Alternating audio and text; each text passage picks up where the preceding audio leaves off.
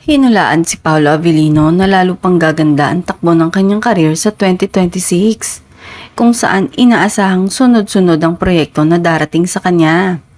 Ayon sa mga malalapit sa aktor, patuloy ang tiwala ng mga network at producers kay Paolo dahil sa kanyang husay sa pag-arte at kakayahang magdala ng iba't ibang klaseng karakter mula teleserye hanggang pelikula. Sa larangan ng trabaho, sinasabing mas magiging mapili ngunit dekalidad ang mga project na tatanggapin niya.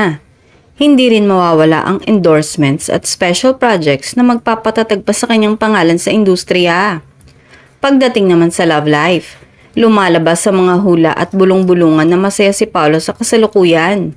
Bagamat hindi siya madalas magsalita tungkol sa personal niyang buhay, kapansin-pansin umano ang kanyang pagiging tahimik ngunit kontento.